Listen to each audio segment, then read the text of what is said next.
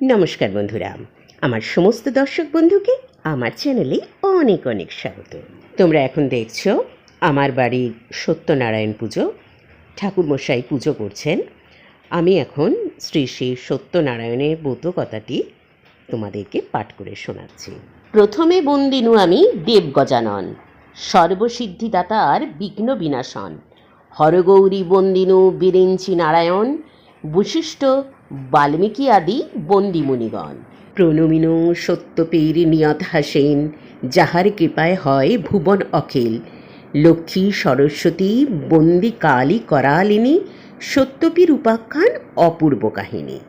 শুনো শুনো সর্বজন হয়ে এক চিত্ত, যার যে পাইবে বর মনে বাঞ্ছিত। গরিব ব্রাহ্মণ এক ছিল মথুরায়, ভিক্ষা করি কাটে কাল সুখ নাহি পায়। একদিন সেই দ্বিজ ভ্রমিয়া নগর, কিছু না পাইয়া ভিক্ষা হইল কাতর। বৃক্ষতলে এসে বিপ্র বিষাদিত মনে, কান্দিতে লাগিল দ্বিজ ভিক্ষার কারণে। কান্দিতে কান্দিতে দ্বিজ হইল অস্থির, দেখিয়া দয়ার্ত বড় হইল সত্যপীর। দয়াময় প্রভুদেব সত্যনারায়ণ, ফকিরের বেশে তারে দিল দর্শন। দ্বিজ কহে নারায়ণ শুনো মহাশয়, কি কারণে কাঁদো তুমি বসিয়া হেতা? দ্বিজ বলে কি হইবে বলিলে তোমায়? ফকির বলেন দ্বিজ ক্ষতি কি বা তায়? দ্বিজ বলে নিত্য আমি ভিক্ষা মাগি খাই, আজ না পাইনু ভিক্ষা দুঃখ ভাবি তাই। ফকির কহিল দ্বিজ যাও নিজ ঘরে, আমারে পুজো তব দুঃখ যাবে দূরে। দ্বিজ বলে নিত্য পুজি শিলানারায়ণ, তাহা ভিন্ন না করিব ম্লেচ্ছ আচরণ। হাসিয়া ফকির বলে শুনো দ্বিজবর, পুরাণ কোরআনে কিছু নাহি মতান্তর। রাম ও রহিমে যেন নাহি ভেদাভেদ, ত্রিজগতে এই দুই জানিবে অভেদ। এত বলি নিজ মূর্তি ধরে জগন্নাথ, শঙ্খচক্র গদা পদ্মধারী চারি হাত। মূর্তি হেরি দ্বিজবর পড়িল ধরণী, করিল প্রচুর স্তব গদগদবাণী। দেখিতে দেখিতে পুনঃ ফকির হইল, দেখি তাহা দ্বিজবর বিস্মিত হইল। ব্রাহ্মণ বলিল প্রভু পুজিব তোমায়, পূজার পদ্ধতি কি বা বলো হে আমায়। ফকির বলিল তবে শুনো দ্বিজবর, পূজার পদ্ধতি যাহা বলি অতঃপর। বলিতে লাগিল প্রভু ব্রাহ্মণের তরে, গম কিংবা তুণ্ডুল চূর্ণ সোয়াশের করে। সোয়া ছড়া কলা করিবে আয়োজন, সোয়াগণ্ডা গুবাক আর পণ সোয়া পান। সোয়াশের চিনি কিংবা গুড় আর ক্ষীর, তাহাতে সন্তুষ্ট হই আমি সত্যপীর। চিনি আর ক্ষীর দিতে যার নাহি শক্তি, দুগ্ধ আর গুড় দিয়ে করিবে ভক্তি। বসিবে সকল ভক্ত হয়ে এক মনে ভক্তি ভরে করিবে পূজন। পূজা অন্তে ব্রতকথা শুনিবে শ্রবণে, ভক্তিতে পূজা করো শাস্ত্রের বিধানে। সত্যপীর বলে সবে মাথে দিবে হাত, নারায়ণ বলিয়া করিবে প্রণিপাত। প্রসাদ লইবে সবে শাস্ত্রের বিধান, এত বলি নারায়ণ হন অন্তর্ধান। ভক্তিভাবে দ্বিজবর হয়ে হরষিত, কিছু ভিক্ষা করি গৃহে হন উপনীত। ব্রাহ্মণী শুনিয়া সব হয়ে আনন্দিত, পূজা হেতু আয়োজন করে বিধি মতন। ভক্তিভাবে পূজে দ্বিজ নারায়ণ পদ, প্রভুর কৃপায় দ্বিজ লোভিল সম্পদ। কাঠুরিয়াগণ সবে বিস্ময় মানিল, ভক্তি ভরে ব্রাহ্মণেরে জিজ্ঞাসা করিল। ব্রাহ্মণ তাদের বলে বিধান সমস্ত, কাঠুরিয়া পুজিবারে হইল বড় ব্যস্ত। সিন্নি যে করিল তারা বিধি সহকারে, দুঃখ দূর হইল আনন্দ ঘরে ঘরে। অতঃপর সদানন্দ সাধু একজন, কাঠুরের সম্পদ দেখিয়া হইল হৃষ্টমন।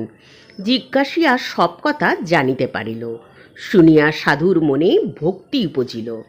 সাধু বলে অপ্রতুল নাহি অন্য ধনে, কন্যা নাহি দুঃখ তাই সদা উঠে মনে।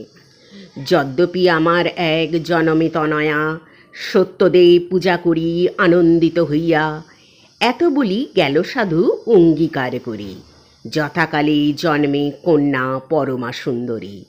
সত্যনারায়ণ পূজা সে সাধু ভুলিল, যথাকালে কন্যাটির বিবাহ যে দিল। অতঃপর সাজাইল সপ্তমধুকর, জামাতা সহিত সাধু চলিল সত্তর। দক্ষিণে পাটনে রাজা নাম কলানিধি, সেই রাজ্যে সদাগরে মিলাইল বিধি। রাজা সম্ভাসিয়া তাকে তরণী চাপিয়া, প্রমাদ ঘটিল তার শীর্ণে নাহি দিয়া। রাজার ভাণ্ডার মাঝে ধনাদি যা ছিল, রাত্রিতে আসিয়া সাধুর তরি পূর্ণ হল। ছল পেয়ে রাজা তার তরি লুট করে, শ্বশুর জামাতা লয়ে রাখে কারাগারে।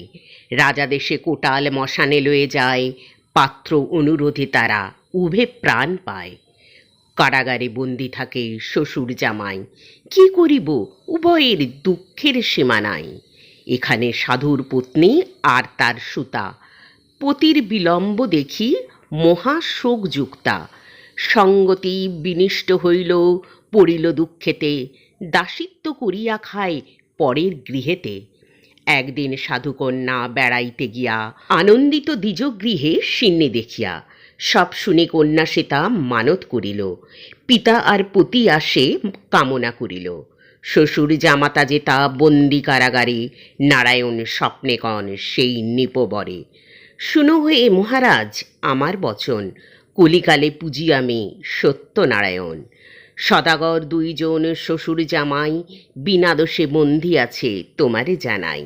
প্রভাত হইলে তুমি দুই সদাগরে, 10 গুণ ধন দিয়া তুষিবে আদরে।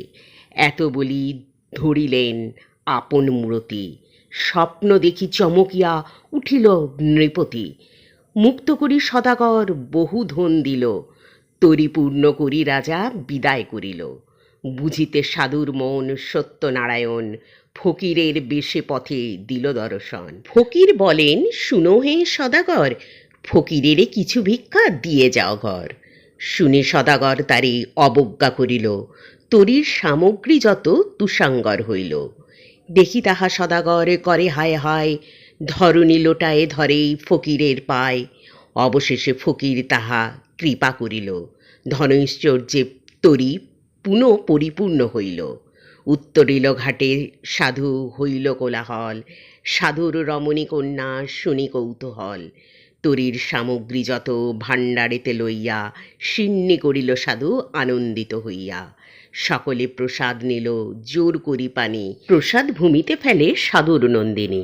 তাহা দেখি সত্যদেব কুপিত হইল, জামাতা সহিত তরি জলেতে ডুবাল।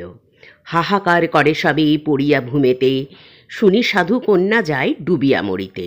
হেনকালে দৈববাণী হইল আচম্বিত, সিন্নি ফেলিয়া কন্যা কইল বিপরীত। শুনি কন্যা সেই সিন্নি চাটিয়া খাইল, জামাতা সহিত তরি ভাসিয়া উঠিল। তরির সকল দ্রব্য ভাণ্ডারেতে আনি, করিলেক সুয়াসের সোনার সিন্নি। স্বপ্নে কহিলেন দেব, শুনো সাধু তুমি, সোনা হতে আটায় সন্তুষ্ট হই আমি। স্বপ্ন দেখি সদাগর পরম হরষে, আটার সিন্নি করি পূজা সবিশেষে। ক্রমেতে প্রচার হলো সাবার আলয়, ভক্তিভরে পুজিলেই আশা পূর্ণ হয়। এক মনে শুনে কিংবা পূজে নারায়ণ, সর্বদুঃখ দূরে যায় শাস্ত্রের বচন। সিন্নি মেনে যেই জন হয় 2 মনা, কদাপি না হয় সিদ্ধ তাহার কামনা। অথ সত্যনারায়ণের ব্রতকথা সমাপ্ত। জয় ঠাকুর শ্রী শ্রী সত্যনারায়ণ দেবের জয়, জয় সত্যনারায়ণের জয়, জয় সত্যনারায়ণের জয়। লক্ষ্মীনারায়ণের অশেষ কৃপা আমাদের সবাইকার উপর বর্ষিত হোক, এই আশা নিয়ে আজকের ভিডিও আমি এখানেই শেষ করছি। ঠাকুরের অশেষ কৃপা পেতে কমেন্টস বক্সে অবশ্যই লিখুন, জয় শ্রী সত্যনারায়ণের জয়।